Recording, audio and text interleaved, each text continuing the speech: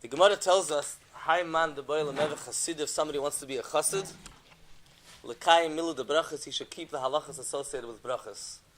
So it seems like that in Crown Heights there's currently about 15 people that are very interested in becoming chassidim, and they're here to learn all about milu de brachas. It's interesting. The Gemara actually lists 3 things in order to become a chassid. I mean, there's probably many sichos that discuss how to be a chassid. But we're going back to the basics to the Gemara. The Gemara says in order to be a chassid, one should keep milu de brachas, the halachas of brachas. Some people say should keep milu de nezikin, the laws of damages. That doesn't mean to damage people. It means actually to refrain from causing damages to people. To learn all those halachas. The amrila, some people say milu de avos, learn all about avos, ethics, mannerisms, musav derecheres, pirkei avos. And what's very interesting, and we find that Alter Rebbe, who started the movement of Chassidus Chabad, we find Alter Rebbe made a major emphasis in a very unusual way in his Shulchan Aruch, in the milu de nezikin, milu de brachas, and milu de avos. We'll start for the most relevant hour shir tonight. Milu de brachas, the Alter Rebbe wrote 3 svarim on brachas. Aside from the fact that Alter Rebbe Shulchan Aruch treats Birchas Hanen in a very unusual way, very thorough way, Alter Rebbe wasn't satisfied with the Shulchan Aruch, and he wrote another book after the Shulchan Aruch where he changed and modified some halachas and added things. And this book is called Luach Birchas Hanenin. The Rebbe brings that some suggest that the reason why the Alter Rebbe called it a Luach because he intended for it to be hanging on the wall like a Luach Kol Chabad, because brachas is such a relevant thing. It's very practical. Shabbos happens once a week, and Chanukah is once a year. But brachas happens a couple of times a day. We all sit and eat, and some of us eat quite a lot. So brachas is relevant wherever you go. The Alter Rebbe wanted everybody should be shagar, everybody should be familiar with knowing all the halachas of brachas. So he made a luach birchas hanenin. After luach birchas hanenin, the Alter Rebbe didn't stop there, and he made another sefer called Seder birchas hanenin, and he published it in the Siddur. Siddur is supposed to be a popular guide. Siddur is not a sefer of halachas. Most of the halachas are not found in the Siddur, but Birchas Hanen and the laws of brachas, Alter Rebbe dedicated a section in his Siddur, many pages, 13 chapters, all the halachas of brachas. So that's milu de brachas. We find the same thing with milu de nezikin, the laws of choshen mishpat, financial matters. The Alter Rebbe wrote a separate sefer on the inyan of choshen mishpat and the inyan of nezikin. The Alter Rebbe wrote on the whole Shulchan Aruch in general. Whereas in the rest of Shulchan Aruch, the Alter Rebbe followed the pattern of the Shulchan Aruch.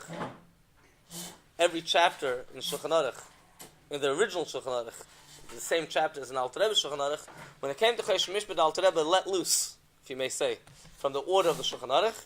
The Alter Rebbe started his own unique structure, and he wrote his own Sefer Shulchan Aruch on Choshen Mishpat. Perek Aleph, Perek Beis, or Siman Aleph, Siman Beis, a number of chapters describing, putting together in his own unique style, not following the Shulchan Aruch at all, the key halachas of Choshen Mishpat that are relevant for every human being to know. And interesting, in Yeridea, there's one section which the Alter Rebbe did the same, that's in Hilchas Ribis. Hilchas Ribis, which is also financial matters, the Alter Rebbe cut out the system of Shulchan Aruch. It doesn't follow Sim Kufayin Aleph, Kufayin Beis, Kufayin Gimel. He made his own book on Ribis. And we mentioned that the third thing the Gemara says, if you want to be a chassid, is milu de avos. The milu de avos, the whole chassidus is milu de avos, is derecheres, musav derecheres, in the way of chassidus. But Alter Rebbe also, there's 2 other sections of Shulchan Aruch which we haven't mentioned. Hilchas Talmud Torah, the Alter Rebbe also did not follow the pattern of Shulchan Aruch, and wrote his own book of Hilchas Talmud Torah. In Shulchan Aruch, Hilchas Talmud Torah, Siman Reish Mem Beis, Reish Mem Gimel, Reish Mem Dal, there's a section of Shulchan Aruch dealing with Hilchas Talmud Torah. The Alter Rebbe wrote his own Hilchas Talmud Torah, Perek Aleph, Perek Beis, Perek Gimel, Perek Dal, almost like his own Rambam. And one other section of Shulchan Aruch, we're approaching Chavdal Tevis, the arts of the Alter Rebbe, so it's good to think about this.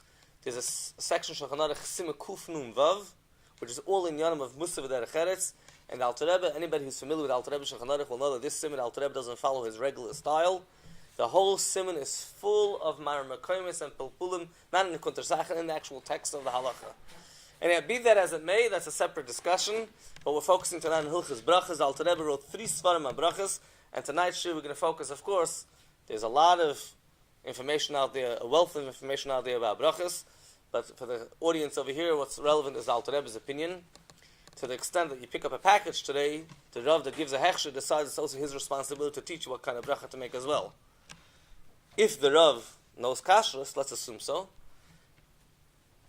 He doesn't necessarily know hilchos brachas. Let's assume he knows hilchos brachas as well, but the food production and food technology today is so complex that things keep on changing, and what this Rav decides what the correct bracha is, if you go according to the Alter Rebbe Shitta, things might be very, very different. So we'll try to focus today on the Alter Rebbe Shitta. I'll just mention, following the idea that we just said about being a chassid, by way of introduction until a few more people show up, that tonight's shir is primarily focused on the idea of ikr and tafel, that when you have a mixture of foods, which in the time of Shulchan Aruch they didn't have too many mixtures. Everybody knows the classical example of the herring and the bread. Today's day and age, we've moved way beyond that in determining an ikr and tafel, a primary ingredient, and a secondary ingredient in food. So when we talk about ikr and tafel, in Chassidus we know that the ikr is a lakus, and the tafel, the secondary thing, is oilam, is the world. And we know that everything, the whole entire world is totally tafel, totally buttled, totally nullified compared to the lakus, to the ikr, to the primary thing. Now in Svarim, in Nigla, there's a discussion of chkira, a lamdash of chkira. How do we define this halacha? When we have a mixture of two different foods, you have a primary ingredient and a secondary ingredient. The halacha is you make a bracha on the ikr, and the tafel, the secondary ingredient, doesn't require a bracha. Is the pshat that because this is secondary, it doesn't require a bracha? Or is the pshat that the bracha that you made in the primary also works for the secondary food? It sounds like this is just purely semantics, but this could have a lot of bearing in halacha. If the secondary food doesn't get a bracha, or it receives the bracha from the ikr. And it seems like, and we're going to see tonight in the shir, there's a lot of evidence pointing in the direction that the pshat is, no, not that the secondary thing doesn't get a bracha. The bracha of the ikr extends onto the tafel, onto the secondary ingredient. And the same thing perhaps we can say when we talk about a lakus and oilamis, that Chassidus teaches us it's not about negating oilamis, negating the world. The world doesn't need a bracha. A lakus is the main thing, but we have to extend the lakus, and through that elevate the world as well. Because the world is secondary to lakus, when we work with a lakus, we use that towards the world as well. So much for introduction. I think it's time to move on to the shir. So we mentioned before that food technology has developed a lot, and as we're speaking, it's developing further. By the end of tonight, there will probably be a bunch of new foods that we didn't know about yesterday. I'm reminded of a story when Anash came to Melbourne, Australia. The first group of Anash that came, the first one of Anash I think was Moshe Zalman Feiglin. But after that, Mr. Vilashansky, a couple of Chassidim that came to Australia, and they were hosted by the Feiglins, by his farm. I think the place was called Shepperton, if I'm not mistaken. So, all these Chassidim coming out of Russia, and they sat down in the morning for breakfast, and they were served cornflakes. And they pick up the cornflakes, and they look it up and down. Was ist das? Ich mein, das ist Michael Behema. I think this is animal food. Esche darf man das kochen? Maybe you have to cook it. Esche darf man schitten auf dem Wasser. We have to pour water on it. And there was a whole machlokes, all these 3-4 Chassidim sitting around the table, and none of them knew what you're supposed to do with cornflakes. And then one of the Feiglin Aussie boys walked in and says, "Guys, eat! You gotta eat it." So, most people in this crowd tonight know what to do with cornflakes, but there's quite a lot of foods that we have no clue anything about. I was once by a chassan sitting with a group of Rabbanim around the table, and they brought something to the table, and of course as Rabbanim they like to talk about their food, so they're talking halacha. Was for a bracha machen of them? A whole discussion. So one Rav says, "Erst darf man wissen what das is." First we have to know what we're eating. We have no idea if we're eating fish, meat. We don't even know if this is grass. You have no idea. Sometimes you get food by a wedding. I have no idea what this is. Until today's catering has developed, I never understood what the halacha and say the Birch Sanen, the Alter Rebbe brings halacha, that if you have a food, ve'eino yedei mahu, and you don't know what it is, whether it's one of the 7 kinds, the 7 species that Yisrael has been praised, it's one of the Shivas Aminim or not. What do you mean you don't know if it's one of the Shivas Aminim? We all know it's figs, grapes, pomegranates. Well, you don't know what those things are. Today there's so many foods, you don't even know where to begin. You don't even know what this is. So part of the problem is we have to be able to identify the various different foods, and they're so mixed to know exactly how the rules of Ikr and Tafel apply. And some of these things have a range of different opinions, and specifically amongst Rabbanim, including Rabbanei Anash, some Rabbanim will say one way, and some, that's always the case that always one Rav will say one, another Rav will say differently. But it's very relevant. You need to know what bracha to make. You need to know what bracha you're making something. I'll take a classical example of a very common food. Of course, a food which is a taiva, and we only eat it mamish l'shem shamayim, is a food today called an ice cream sandwich. So in contemporary poskim discuss what bracha to make an ice cream sandwich. Do you make it a shahakal? Do you make it a mezoinus? Or maybe you make both brachas. I'm reminded, I was telling my kids about a story of someone that was doing, he had a question about tefillin, that he was writing with one hand, and everything else he was doing with the other hand, and he didn't know what to do. He didn't know which hand to put on tefillin. And he asked the Rebbe told him to go ask Rabbanei Anash. So, it wasn't a wise move, he went and asked 4 Rabbanim. You're always supposed to ask an odd number.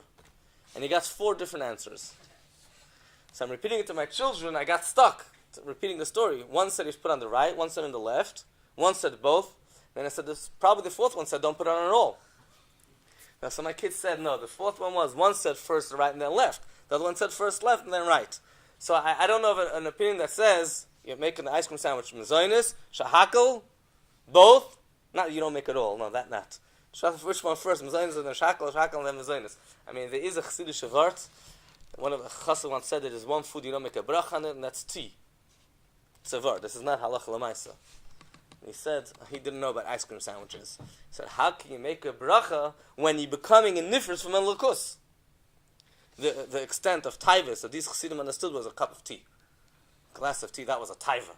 So you're going to drink a hot glass of tea, and you're going to be making a bracha on it while you're separating yourself, as says in Tanya, every time you're fulfilling your taivas, you're becoming, it's going to shalosh klips at meis. How can you make a bracha on that? Again, that's a word, that's not a halacha. So I'm going to go through a couple of klolim, a couple of guiding principles about ikr and tafel, and later we'll move on to specific foods. So the klolim might be a bit difficult because we're going to go through some general principles without discussing specific foods. It's important to understand the principles and then apply to the particular foods. And the reason we're going to go following that order is because there's so many foods out there, we can't just discuss specific foods. We need to get the principles clear, and then you can apply them to every other taiva that's developed as we speak. So, let me just start with a basic guideline.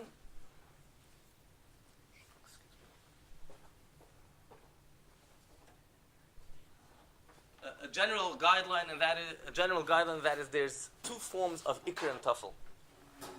When we say there's a ikr, a primary ingredient, and a tafel, a secondary ingredient, we could talk about physically primary food.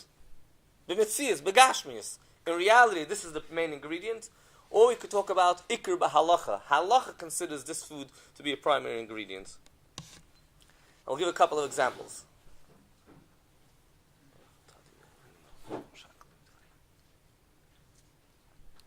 By the way, you make a bracha on water only when you're thirsty. Otherwise, water, you don't make a bracha if you're not thirsty, if you're not drinking water. So we said there's an ikr in metzias and an ikr in halacha. Ikr in halacha, just to give an example of ikr in halacha. If someone's had a meal, and you wash for bread, so all the food that's what we call dvarim habayim machmas hasud, all the food that is eaten in a meal of bread, if it's called machmas hasud, again, this is a whole discussion which is beyond the scope of this year. But whatever has that label, we don't make a bracha on that. Why is that? Because halacha terms bread, considers bread as an ikr, as a primary ingredient, as a primary food, and everything else is secondary, and everything else doesn't get a bracha. That's an example of an ikr in halacha. Another example of an ikr in halacha, wine and other liquids. Halacha tells us that if you drink wine, the bracha on wine exempts all other liquids. Later we'll talk about practical ikr. There's a machloikis, what are the conditions, what are the guidelines for that? Again, that's not tonight's discussion. There are some contemporary poskim, by the way, just I'll mention that say it only applies to wine and not to grape juice. That doesn't have even if grape juice is hagafen, it's not about hagafen, it's about yayin. And it has to be considered yayin in order to exempt other liquids, but that's a halacha concept. Another form of ikr and tafel and halacha is roiv. Halacha says that if you have a mixture of foods, then the majority ingredient overrides the minority ingredient, and you make a bracha on the majority as per the guidance that we'll discuss soon. Another example, dagan, grain. You have 5 types of grain: wheat, barley, rye, oat, and spelt. And any food that is mixed with one of these 5 types, the grain is considered the primary ingredient in halacha. I don't care what you say. Halacha says that that's the main ingredient, and therefore we'll make a bracha on the grain, again, depending on the conditions, but I'm just discussing the general principle. But then we have something which is an ikr, not based on halachic guidelines, it's an ikr b'metzias, it's practically an ikr. We have 2 foods, and one food is there to be a condiment, lahachsher, to improve, to give a taste to the other food. The food that's there to give a taste to the other food, to improve its taste, the improver is called the tafel, the secondary thing, and the food that you want to have is called the ikr. There is another example of when we talk about an ikr b'metzias, there's a case where there's 2 foods which are mixed together, and one is there to help the other one. There is a situation which halacha goes a bit further and says, if you have 2 foods which are made in order to eat together, they were made together and they were made as one unit, they become so strong and they got mixed so strong that's because one of them is considered the main thing, the other one's considered the secondary thing, and that's how it was made, that later when I separate it, the secondary thing, although it's eaten independently, is considered secondary and it won't receive a bracha. And then there's a case, a third form of ikr and tafel, and I'm going to explain these examples momentarily, where you don't even have 2 foods mixed together. You have one food, and later you eat another food, but the second food is eaten for a side reason. It's eaten because of something that went wrong, or something about the first food. I'll explain in a second what I'm talking about. So when you're eating a food, not mixed with an original, this is the classical example that everybody learns in school, ikr and tafel, somebody eats a salty fish, and then later eats a piece of bread in order to take away the taste of the salty fish. It's not 2 foods that are mixed together. The bread is considered secondary because I'm only eating it in order to remove the taste of the maliach of the salty fish. That's the classical ikr and tafel.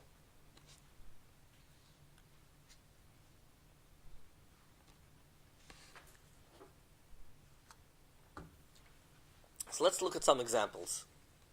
We said if you have 2 foods and one food improves the other food, the improver is considered secondary. So first it's important to establish, we mentioned before something about majority-minority. Majority-minority is when we don't know which is the primary ingredient. When we know which is the primary ingredient, we don't have to look at majority-minority.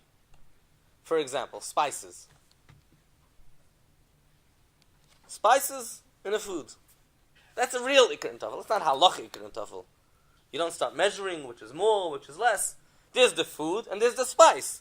The spice is there to give a taste on the food. So clearly you make a bracha on the food and not on the spice. Or creams that you smear on not on bread, because bread always is considered the primary ingredient of the meal. Crackers. So the stuff that you're smearing on the cracker is what you're eating, but you want to give it a taste, so you're smearing something on top of it. Ikr b'metzias, ikr habala hachshir, ikr habala lafetz, it's there to give a taste to the cracker. No, it's actually, roiv comes in later. What we're saying over here is that roiv only comes in when we have a doubt what's the ikr and tafel. Once we know what's the ikr and tafel, we don't even look at roiv. We'll talk about dog in a second. Soups is a complicated concept in halacha, and I'd rather not discuss soups tonight. I'm just going to mention that soup is a whole separate section of halacha about the bracha on soups, and there's different types of soups, and if it's a mixture of mizonos and hadama, there's 4 different shittas in halacha, and we try to take into account all the different shittas, and if you cook the croutons with the soup, you cook them separately. I'm not going to go into that whole thing, but I'll just mention one example of a liquid and a solid, just to make it simple. A simple example of ikr and tafel. A person cooks a fruit soup, cooks fruit, and he has a liquid. I'll stick to the most simplest example. And he has liquid, and he's having the liquid with the fruit. The water of the compote. The easiest example before we get complicated over here.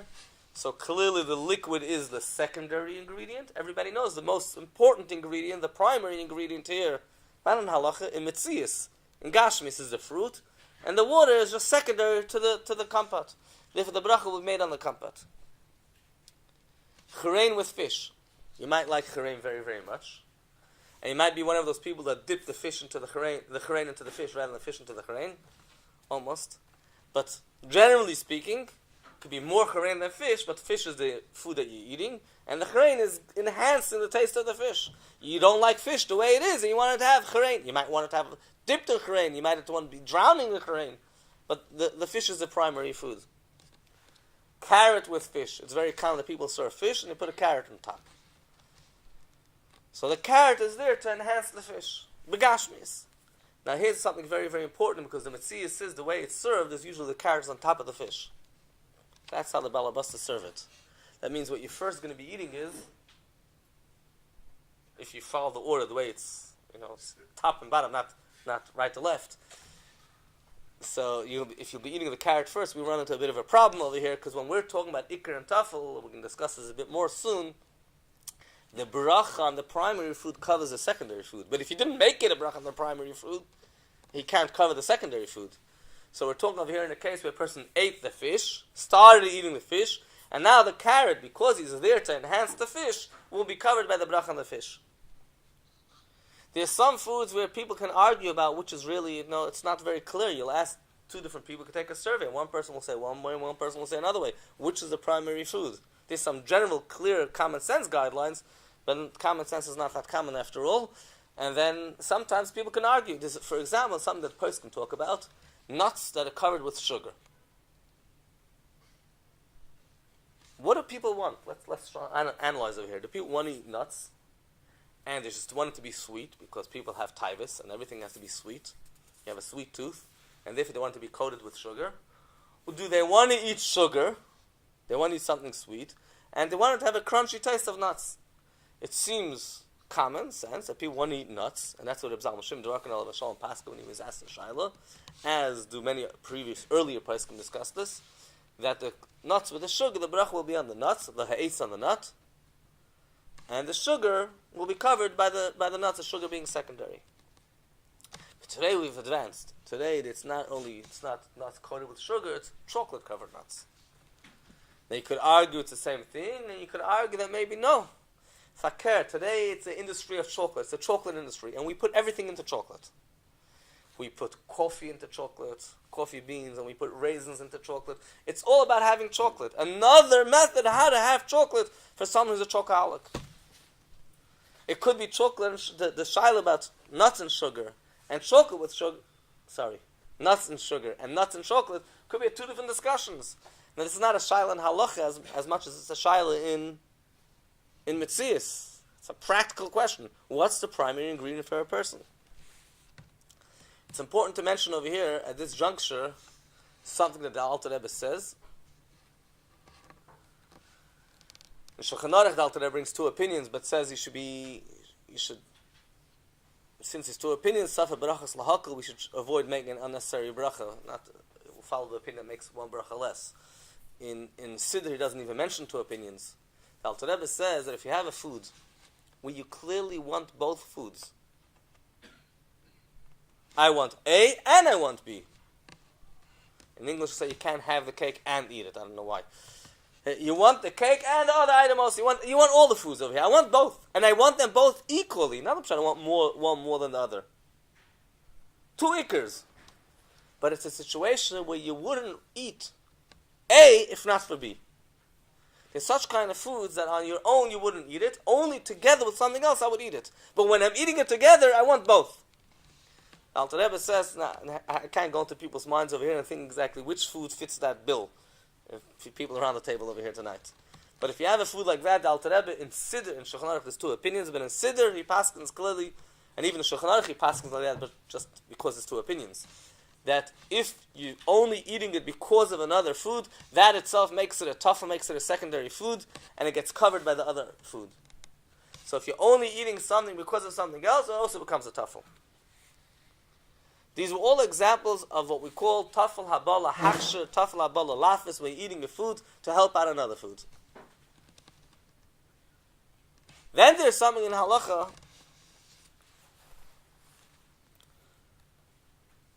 of something which is called a tafel, it's called a secondary food, because it's there for a side purpose. And it's not there to improve the food. It's there for a side benefit. The classical example that we mentioned already several times tonight, when someone is eating herring, and then he's having bread. The bread is not there to enhance the herring. The bread actually has nothing to do with the herring. The bread has to do with your throat. You right now have a problem. You ate herring, and now you have this horrible salty feeling in your throat. In order to deal with that problem, you're going to go and eat bread to remove the horrible feeling that the herring has caused. Says the Gemara that this bread is considered secondary because it came for a side purpose. It didn't come for eating b'chal. I'm not interested in eating bread right now. And it could be a lot of examples. A person could eat a radish, and the radish is very, very sharp. Herring is too salty. The radish is too sharp. You don't like the sharp taste, so you put something else in your mouth to remove the sharp taste of the radish. That's what we call a tafel haba l'matara tzedadus, for a side benefit. Chassidic Chabad mashke is sometimes a classic of the menu. You're having mashke, and then you're having something called farbaisen. You're eating the farbaisen, let's assume, a bit hard to assume that's the case. You're eating the farbaisen not because chas v'shalom you want farbaisen. No. As a chassid once said, he has ava v'yira. He has ava for the farbaisen and yira for the mashke. He loves farbaisen, but he doesn't like mashke. So the person just wants mashke, just to say l'chaim, l'shem mitzvahs l'chaim. No, you can't. L'chaim is mamish gonna. You can't handle the taste of the l'chaim, so he has to take a bit of farbaisen to remove the taste. But he doesn't. Chas v'shalom, the farbaisen could be tasteless, could be carbon. He'll also go for it. Even if he's hungry? Oh, we'll talk about that soon. Another case is where a person, it could be different. We're talking about it's too sharp, it's too salty. It could be a case where the other way around, it's too sweet. Some people don't like things that are too sweet. The Eibush also likes, the Alter Rebbe says in Tanya, two tastes, sweet and sharp. Tzadikim and beinim. Person's eating ice cream. Ice cream is too sweet. And he has to have the taiva, and then he has to remove the taiva through another taiva. So since the ice cream is too sweet, so he wants to take a drink to remove the sweetness of the ice cream. So he's only having it, again, for a secondary purpose. Sometimes it's a bit complicated. Sometimes a person's eating nuts, salty, pistachio nuts, and he wants to remove the salty taste, and he's drinking. But it could be a bit differently. It could be because he ate so many nuts, he became thirsty. It's not clear now. Is it because if it's because he became thirsty, then you make a bracha on the drink because you're thirsty. If it's because of that, you want to remove that salty taste, then it's a tafel. A food got stuck in a person's throat, and he has to get the food down. So he's taking a drink to get the food down. Again, it's a tafel. Person is drinking tea, and he wants the tea to have a taste, so he puts a cube of sugar in his mouth. Now, sugar and tea happen to have the same bracha. Although it's machlokas what bracha you make on sugar, and Echsan Sofer, we know when the first time he learned Hilchos Birch Sarena was when he was a little kid. Much younger than everybody in the audience tonight. He was, I think, 6 years old. He was learned halachas of brachas, and he discovered there's a machlokas what bracha to make on sugar. And from then, no more candies. Zuckerkas, that was the classical treat that kids got. Sugar went off the menu because machlokas didn't want to run into this machlokas. So let's not talk about sugar with tea, because sugar and tea, even though it's a machlokas, but bracha sugar is lepoil, we're making a chakel. Let's talk, he's putting a grape in his mouth when he's having tea. He's putting something to give a bit of a taste in the tea. The problem with a lot of these examples is, all very good examples, but we made a Yesodis Diga Klal in the beginning, and we said that Iker and Tafel means that the bracha on the primary food covers the secondary food. You have to make a bracha on the primary food, and then it will cover the secondary food. Now, you can't cover another food unless you were planning to have the other food. In a lot of the examples that we mentioned so far, the guy never even planned to have this other food. Take the example of the guy that had something stuck in his throat. You were planning to have something stuck in your throat. When you made the bracha on the item that got stuck in your throat, you were planning just to have the cheesecake. Whatever it is. Now something got stuck in his throat. He's taking a drink to take away the taste. So you can't say the bracha on the ikr will cover the tafel because he never had a mind to have a tafel. The bracha has to go on the tafel. Okay, not always do you have to have a mind. Some days you can say if that's the normal way of doing it, if you always do it this way, I mean, you don't always get things stuck in your throat, so that's not a good example. But food, which is, there's a certain seder you always have together with ice cream, it's too sweet, and you always take the drink without a bracha. You can't eat anything without a bracha. This item never received a bracha. Or like we said before, if you weren't planning to eat a secondary food, or if you moved, shini makim, b'chlal we have a klal and bracha, so you eat something in one place and you move to another room, you sometimes, very often, you have to make a new bracha. So you ate the primary ingredient in here, you walk into the other room to eat the secondary ingredient, and then you say, ikr and tafel. The tafel can't receive the bracha if you're in another room.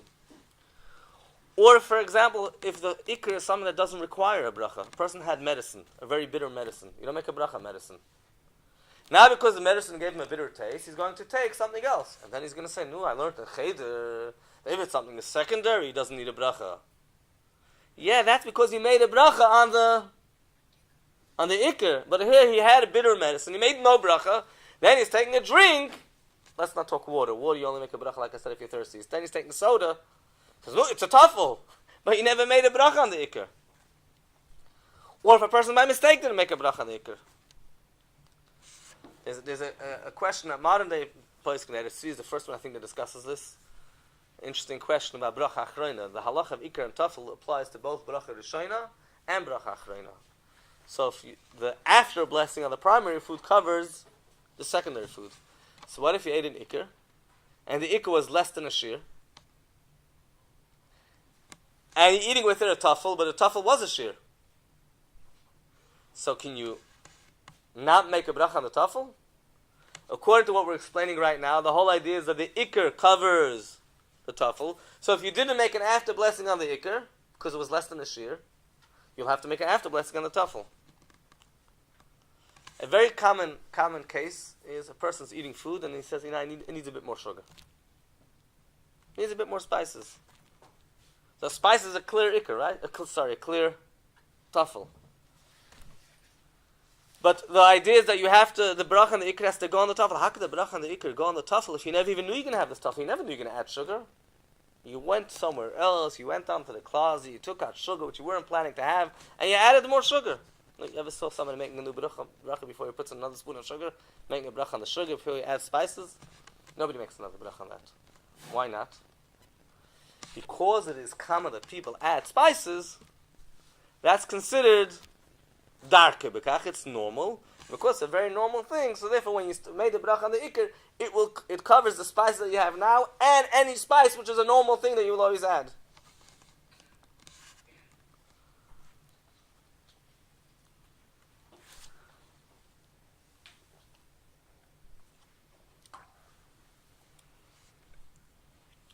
I need to stop for a second and explain something which is very important to understand. The lumdus, how this works. When we talk about, we said there's a tafel, a secondary food that's there to improve the food. And there's a secondary food that you're eating it for a side purpose altogether, like the herring with the fish. It's very important to establish over here, and please just hold your patience because we will talk about specific examples soon, neder. It's very important to establish that when you're eating something for a secondary purpose, the pshat in halacha is, it's not considered you eating food. I don't know if that's the actual lumd, but it's easier to understand it that way. I prefer to explain it that way. When you have something stuck in your throat, chas v'shalom, and you're taking a drink, you don't need a drink right now. You need a machine that removes things that are stuck in your throat. This machine happens to be a drink. You need a technique, you need a strategy. You don't need food. It's a piece of cardboard as far as you're concerned. The bread that's eaten after the salty herring, the bread is not bread. You don't want bread right now. You want to take away the taste of the salty herring. So it's a piece of cardboard as far as you're concerned. It's not food. Why am I mentioning that? Because, why is that important to understand it that way? Because if you do have an interest in that food, then the whole scenario changes. If a person is eating bread after the herring, but he actually is in the mood of bread as well. He happens to be hungry right now, I think someone mentioned before with a mashka. Then you can't say that this is secondary. It actually carries its own It's not non-food. This is a food right now. When we're talking about tafel hamelafis, when we're talking about something which is there to improve another food, when you're adding an item into a food to give it a taste, over there the pshat is that we look only at this. This became part of the other food. This became metamorphosis. There's a word like that in English, right? There's a metamorphosis. The second food became part and parcel of the first food. When you're adding salt into your soup, we don't say salt and soup. Salt becomes soup, no? So I make a bracha on the soup and the salt is all part of that. When you have herring and bread never became part of herring. The pshat is the bread is not bread right now. The bread is totally secondary. It doesn't have any purpose. It's a machine. It's a machine that takes away a bitter taste. The minute you want bread, requires a bracha. But what if someone wants salt? Let's say a guy, he likes salt. No? He makes a bracha on the salt? Well, not. Because the salt is considered secondary to the soup, whether you like salt or you don't like salt. So, for example, the case we mentioned before, after mashka, the farbaisen after mashka doesn't get a bracha if clearly your whole intention purely is to remove the taste of the mashka. But if you tackle one farbaisen, it's not a piece of cardboard right now. They don't serve anymore those kichlach that used to serve by the Rebbe's Fabringen. Right now it's about cake. It's about taste. And it's with cream. Now, you want the cake. So it's not a tuffle. In fact, even way back, the Alter Rebbe mentions, and it's mentioned even before the Alter Rebbe, before people became very, very complex human beings, and can't know exactly what they want and what they don't want, and what they feel and what they don't feel, the Alter Rebbe says, way before the advent of psychology, that toiv lihimana, it's good to avoid eating bread or eating food to take away the taste of another food. Ki mi yuchal lahafchin, who could identify whether they're eating it to take away a taste, or lisoy daleva because they want to become full. Farbaisen after mashka, do you really know what it is? Is it because I want to take away the mashka, because you want the farbaisen? It's so confusing, you don't even know what you want. So the Alter Rebbe says, avoid that. Well, how do you avoid that? Doesn't mean that you don't have to have farbaisen. No, farbaisen is very, very important. You just switch the order. Have the farbaisen l'shem mitzvahs food to eat mezainis, and then you'll have the mashka. The Alter Rebbe says that if you're after a meal, usually then you're doing it only to take away the taste. Today's day and age, even after the meal, you don't know anymore. But the Alter Rebbe says that if it's before a meal, you don't even know what you want. There's a chiddush of the Alter Rebbe, which could be also one of the reasons why people, our meaning is we always make up, but there's a machlokes is what you're supposed to do first, the farbaisen or the mashka. There's a big machlokes about it. Say there's a machlokes that Arizal and the Bisyosef had a machlokes about it. But the meaning is today we make a bracha first on the farbaisen, then on the mashka. One reason we just mentioned, ki mi yuchel lahafkin, how do you know what your purpose is, right? So just avoid that problem. There's also another chiddush of the Alter Rebbe. The Alter Rebbe holds, and this traces back to a person called the Even Ha'ezer, argues with the Magen Avraham, and the Alter Rebbe follows the shit of the Even Ha'ezer. The Alter Rebbe says there's a midas chassidus, a pious behavior, that whenever you're faced with an ikr and tafel, try to see if you can chaper an extra bracha. Toiv laharbis bebrachas. It's always good to make more brachas. Now we have a principle that you're not supposed to make a bracha. We have something called a bracha l'vatala. That's time a bracha in vain. Then there's something called a bracha she'ein tzricha, an unnecessary bracha. You could have gotten away without it. You didn't have to make that bracha. Alter Rebbe says this is not a bracha she'ein tzricha. This is a bracha hatzricha. Bracha she'ein tzricha, you didn't need to make the bracha. Here, no, this has its own bracha. The food, the mezainis has its own bracha. The mashka has its own bracha. The mezainis carries its own bracha. You had a technique that you can cover them both with one bracha. Laharbis bebrachas means don't do that technique. Try to let it keep its own bracha. Midas chassidus, that's a pious behavior. You should always try when you're having an ikr and a tafel to make a bracha on the tafel and not let it be covered by the ikr. Make a bracha on the tafel first. Even if you're going to change around the order, the holy order of mezainis, tzadama, shahakal, you can start with the shahakal first. That's fine. Midas chassidus overrides that. The idea of making more brachas overrides that. If you're going to make a bracha and follow the order, you won't be able to make extra brachas, don't do that. And the only time we shouldn't follow this midas chassidus, says Alter Rebbe, if you need to make a bracha on the ikr first because it's more chaviv, it's more precious for you. something which is more chaviv, that's more important. First you make a bracha on the chaviv, and then you'll be stuck. Then you'll have to make just on the ikr, and then you'll only make one bracha. So that's a very important chiddush of the Alter Rebbe with regard to this whole thing that we're talking about ikr and tafel tonight. The Alter Rebbe says, better to make a bracha on the tafel first, because if you're eating first the tafel, you have to make another bracha. And you'll get two brachas. It is accepted amongst Rabbanim, the Alter Rebbe doesn't say this, but it's accepted amongst the majority of Rabbanim, that what I just said in the name of the Alter Rebbe applies to foods that are not in a mixture. Cases like we said right now. Mashka with farbaisen. Most Rabbanim, I've yet to see people that, there are others who disagree, let me rephrase that. But I've yet to see people practice it. But they have a mixture of foods that are mixed together, they'll start ripping apart the mixture, and taking out the tafel ingredient from the mixture, so they should be able to make an extra bracha. They'll try to get the salt out of the out of the soup, and get some coffee out of the. It won't work over there. It's the same bracha, huh? The sandwich, the ice cream sandwich. And sometimes it's a bit more complicated because there's dog and so many more aspects to it. That's why I'm not sticking to that example. So in things that are not a taruvas, things that are not a mixture, then there's an inyan. They're not mixed. You're eating them in such a way that the ikr is covering the tafel. That one is becoming secondary. So don't eat it that way. Let's move on now to some examples of what we call ikr and halacha. Halachic ikr. We mentioned roiv. Majority, a food which is a majority ingredient, is considered an ikr. Whenever we have a mixture of foods, and we don't know which one is ikr, if you know which one is ikr, don't look at roiv. Yeah, I know which is the primary ingredient, but you don't know which is the primary ingredient. Both are primary. I want both. None of them are primary. When everybody's equal, there's a way how to decide what to do. Rabbeinu Snipes was once asked by a priest. It says in the Torah, you have to follow the majority. No, the majority of people are Christians, so why don't you follow the Christian religion? So he said, we follow roiv when we don't know what to do. When you know what to do, you don't follow majority.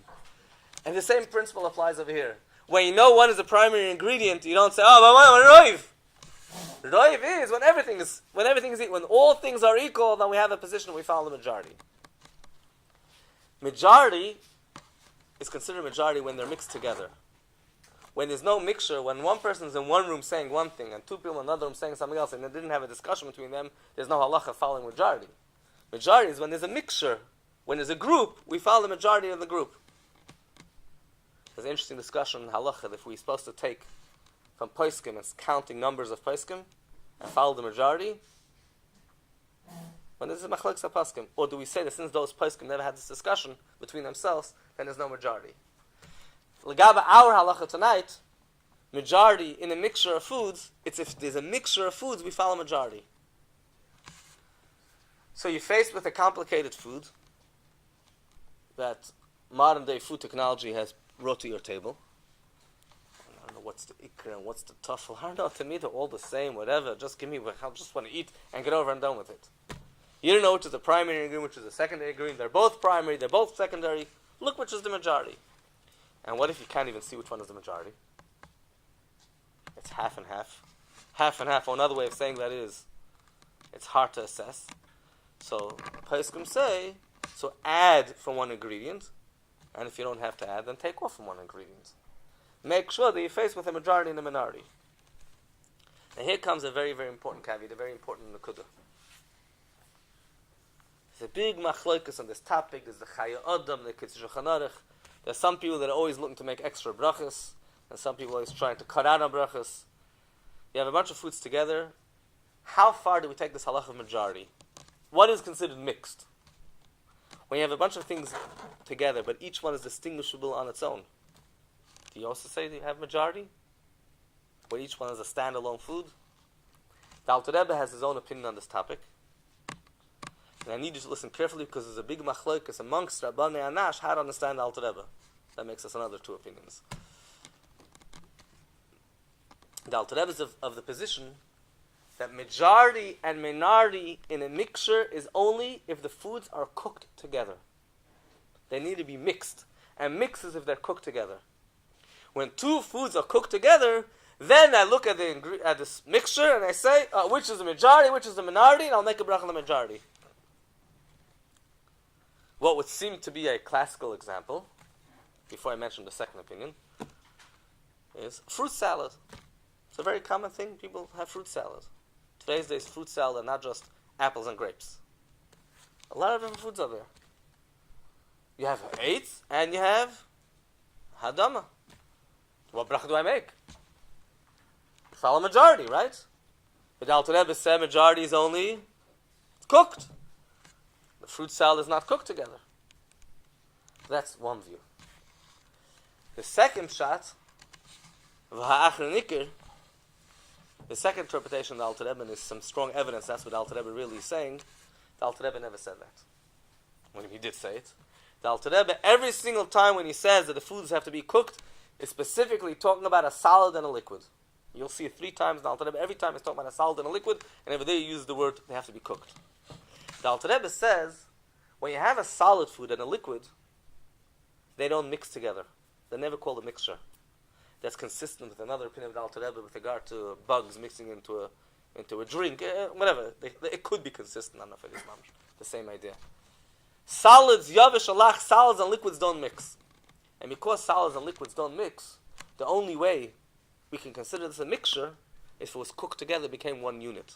If it wasn't cooked together, the fact that you put a bunch of pieces of granola in this liquid, that doesn't make them a mixture.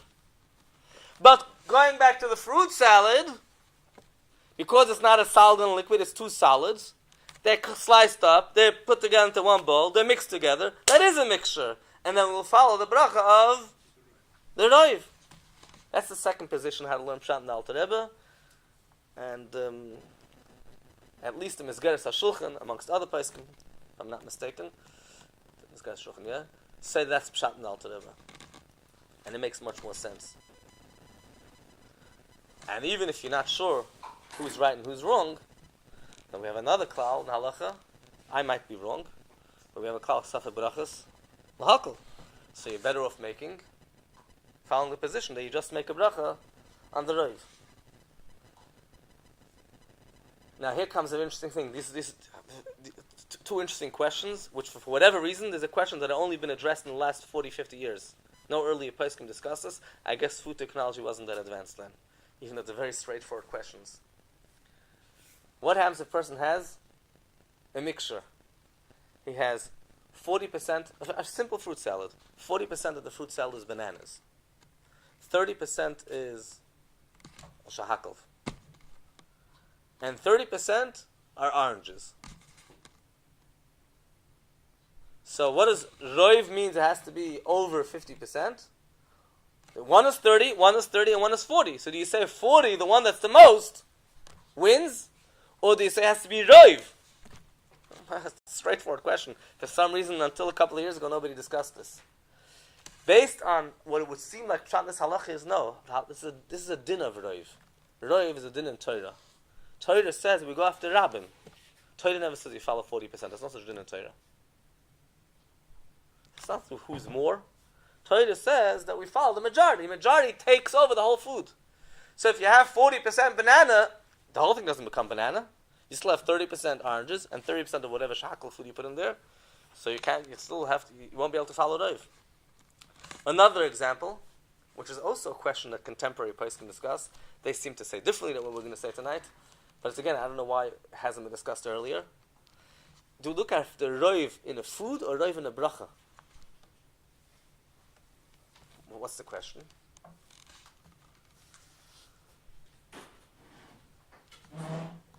The question is, if a person has ha'etz, a bunch of different ha'etzes, and a bunch of different hadamas. He has apples, oranges, pears. The majority is ha'etz. Do you say, since the majority is ha'etz, you're making it ha'etz? Oh no, you have to have a majority of a certain food. Majority is apples. And its common sense says, well, again, common sense is not always common, like we said before. But l'choyr al pi seichel, roiv is a din that the Torah says if a certain food is roiv, that food becomes the main ingredient. But what does it mean that a certain bracha is roiv? The brachas are not mixed here. The brachas and the siddur. What's mixed in the plate is foods. I need to have one food override all the other foods. So if you have, because there's more eitz than hadama, if you should make hadama, where does it say so? We can't combine different foods that are the same bracha. Again, it's another contemporary machlokes, and it's not clear. So we'll talk towards the end of the shir tonight. We'll talk about solutions, how to avoid all these kind of problems and shilas, which are not clear. The Alter Rebbe doesn't even discuss them. We'll talk about how you can avoid shilas. I see there's some people here that came to the same shir that was in Hebrew. So I don't know if they're coming because they want to get a chazara. Second time, it's the same exact shir. I don't want to have Gnevis Das, chas v'sholom.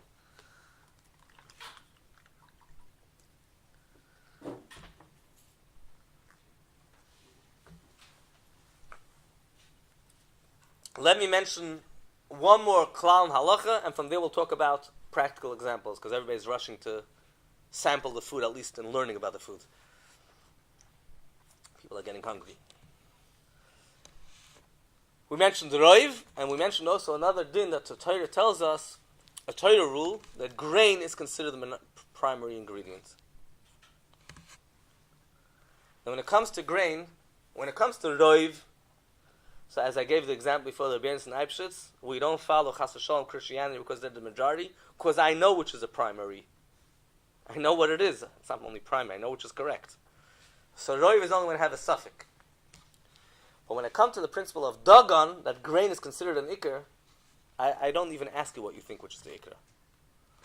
We take the item and we look at the ingredient list, and if there's grain in the ingredients, the Torah says grain takes over everything, and you can forget about it. The grain is the main thing, and we make them zaynis. And the way this works is, if you want to understand, if we don't talk lumdus over here, so we mentioned in the beginning of the shir, shaila of ikr and tafel means you don't make a bracha on tafel, or the ikr, the bracha and ikr goes on the tafel.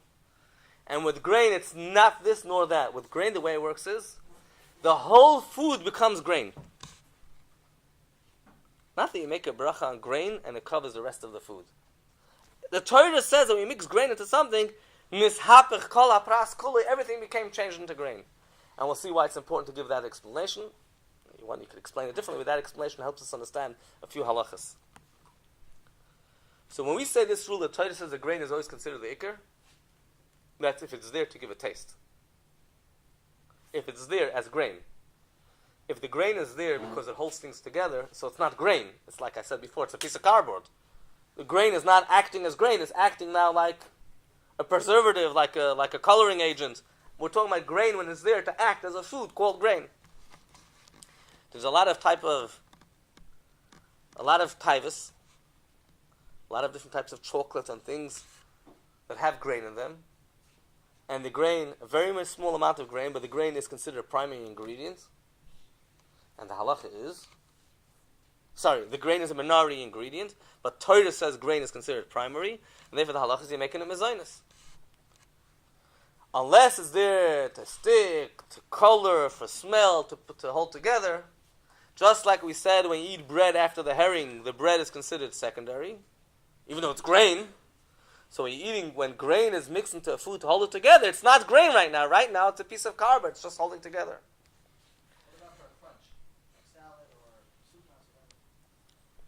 Pashto, that's taste. The crunch is the taste, l'choida. Yeah. According to the Alter Rebbe, actually, the Alter Rebbe doesn't say this, but there's probably 5-6 places in the Alter Rebbe that's a very strong rayas. The Alter Rebbe holds like that. And Mishabur holds meferish fakert, that even if you could identify the grain separately, and even the grain wasn't cooked together with the other food, you just have a piece of grain with something else, and you're eating grain with something else, like, for example, a hot dog with a bun. Let's assume the bun is mezainis. Next year we'll discover that the bun was really hamaitzi, right? That's next year's topic. But for tonight, let's assume the bun is mezainis. So, it's taka mezainis. So, the mezainis is the primary ingredient. The hot dog is for me the primary ingredient, and it's just to hold it. Well, it's not. If it's just to hold it, then you're right. But since it's not just to hold, you need some pashta support. And because the hot dog, you just took it out from the barbecue, and it's pashta very hot, so you put it into a bun right away to hold it, and you pashta don't want the bun. As far as I'm concerned, you would wrap it with paper also. But other than that case, where you want the taste of the bun, so you make just mezainis. Now, Every chicken soup is mezainis. well, okay. Soup is different. I'm going to talk about that in a second. I said soup is a bit complicated. Also salad. So, I mean, if you Salad will talk about mezainis, yeah. Let me mention a few guidelines before people are going to start asking questions, because there's a few important guidelines over here. Many poskim say, the Aruch HaShulchan says very clearly, that it's important that the mezainis should be something that normally, I should say, goes into your spoon. In other words, what puts the mezainis together with other food? We're talking about, obviously it has to be a mixture over here. And not because if you ate one today, and if I'm going to eat mezainis today, and the shackle is 6 weeks from now, well, mezainis is the primary ingredient, right? They have to be something, it's the mezainis together with something else.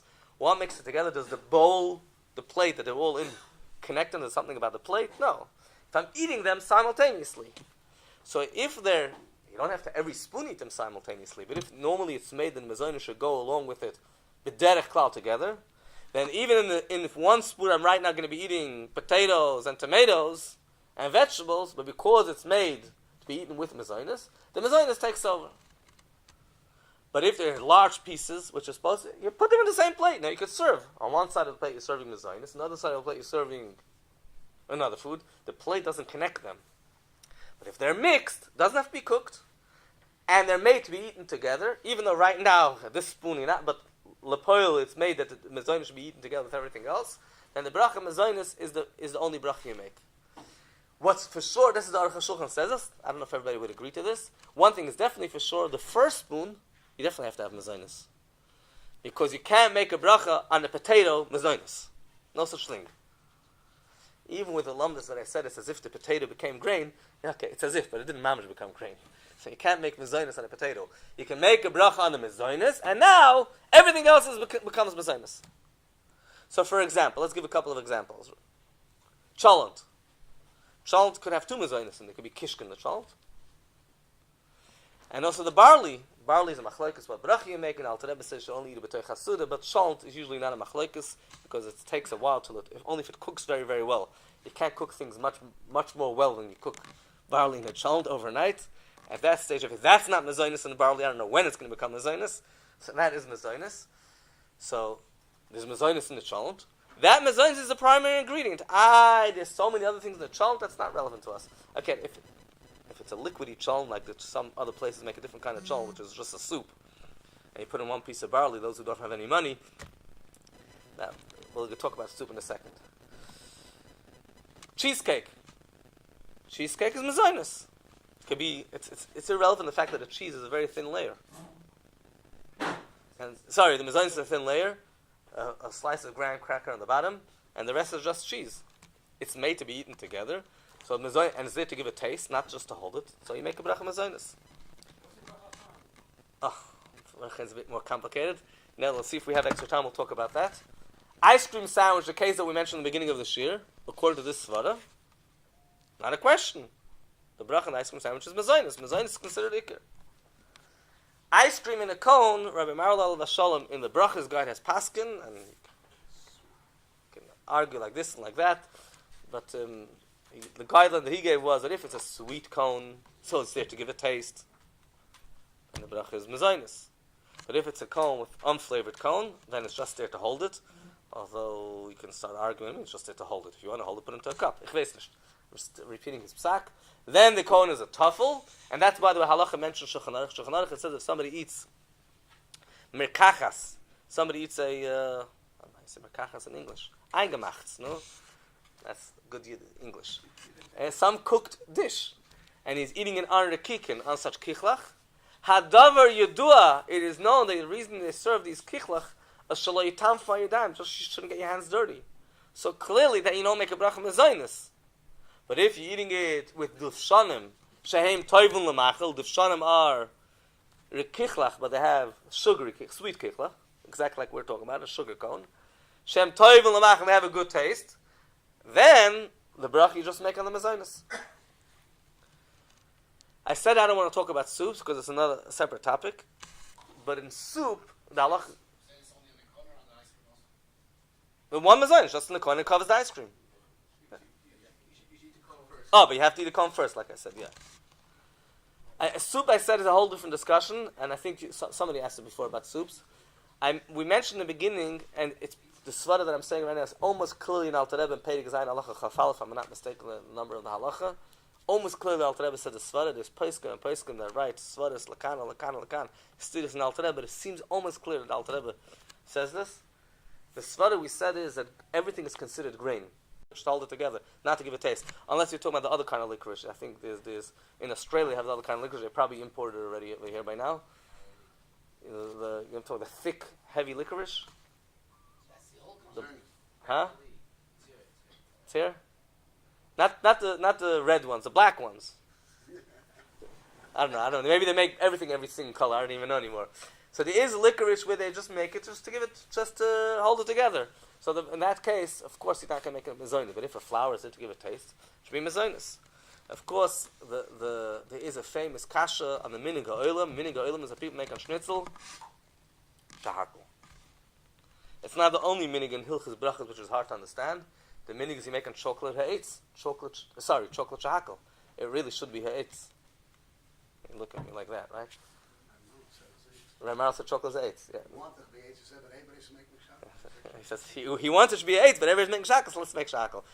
That's exactly the description of the halacha. If you follow the guidelines, there's svaras that are given in later poskim to try to explain this minig. Chocolate is something which is planted purely to make this taiva called chocolate. You can't eat the chocolate the way it grows plain, raw. You can only eat it in this mixture where they add all the garbage with it. So it should still stay ha'etz. That's the only way you eat it. The minig is making a shahakol.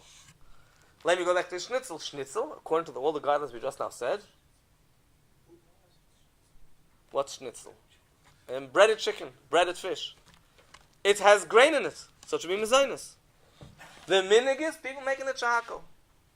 Now there's so many svaras and people wrote pages and pages to explain, starting to not only to create new halachas based on this minig, but create new mitzias. And the reason why people put in flour, they discovered, is that it shouldn't burn. That's not the reason why people put in flour. They put in flour clearly to give it a taste. That's why they put in matzah meal, not that it shouldn't burn. There are many ways to make sure that the chicken doesn't burn. And matzah meal isn't the only way. And it sees, especially if you go to store-bought ones, they mamish put a lot of flour because they're trying to save money. So less chicken, less fish, and the whole thing is mamish breaded from top to bottom. But even the ones that are made at home, where there's much less matzah meal, but still the matzah meal is there to give it a taste. Ask a typical balabas, she'll tell you that's the truth. The minig is made shahakol, the einachre minig klum. And there is a eitzah, there's different explanations given for this minig. There is a eitzah how to avoid the shaila, and to find a way. In case you're worried that maybe really it should be shahakol, but I know the Alter Rebbe is really mezainis, and you'll go to one Rebbe, and the Rebbe will say, listen, should be mezainis, but the minig is shahakol. And go to the Rebbe and says, ich weiß es schon the minig, the halach is mezainis. And the third Rebbe will say, since the minig is shahakol, mustam, there's a good reason why it's shahakol. And now you're all confused, as we all are. So there's a couple of eitzes that we can do to avoid shilas when it comes to ikr and tafel. We went through a couple of guidelines in ikr and tafel. After everything that we said tonight, you still will be faced with the food in front of you. You still won't know what bracha to make. You don't know which is the ikr and which is the tafel. You don't know the facts, and you also might not know the halachas either. Especially that we learned there's so many different machlokes. So there is a pashta eitzah. If you eat the ikr first, and then the tafel, whenever the ikr and tafel are made to be eaten together, the tafel stays tafel even if the tafel is eaten separately. But if you eat the tafel first, the tafel is never covered with a bracha. So the pashta eitzah is, whenever you have a mixture, take the item that might be the tafel, we'll call it safek tafel. I don't know if this item is a tafel or requires its own bracha. Take this item, which is maybe a tafel, eat him first. When you're eating him first, for sure you make a bracha on it.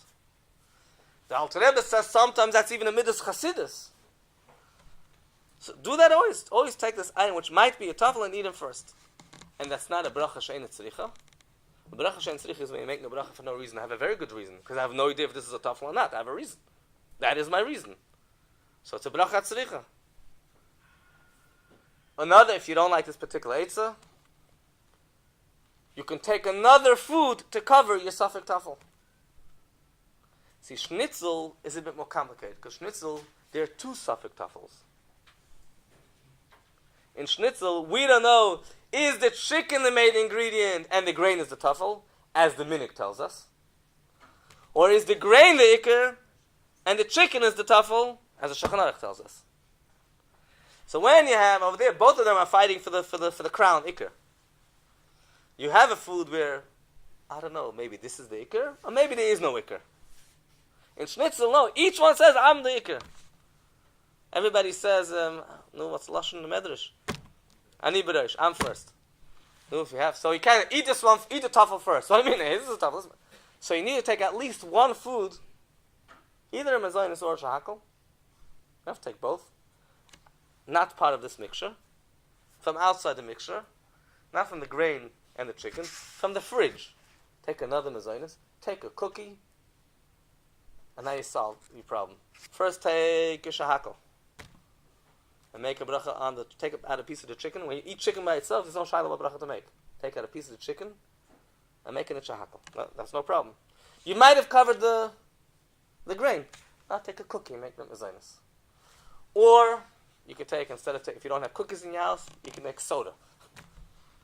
And do the other way around. First take a piece of the grain, peel off a bit of the breading, the covering of the schnitzel, making that mezainis.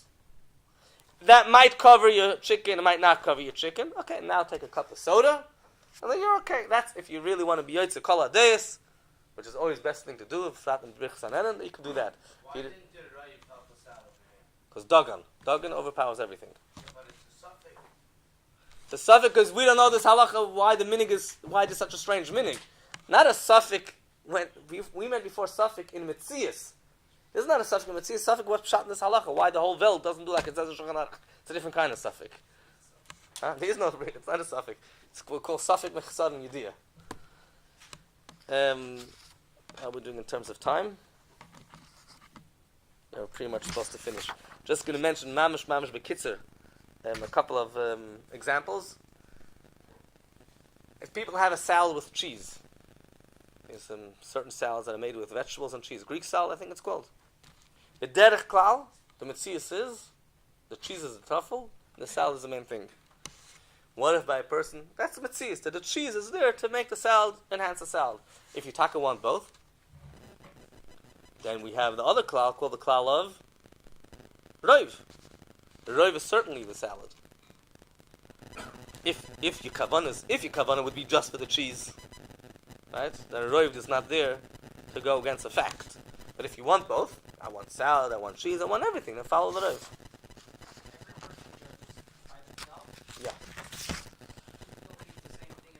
Yeah. Yeah.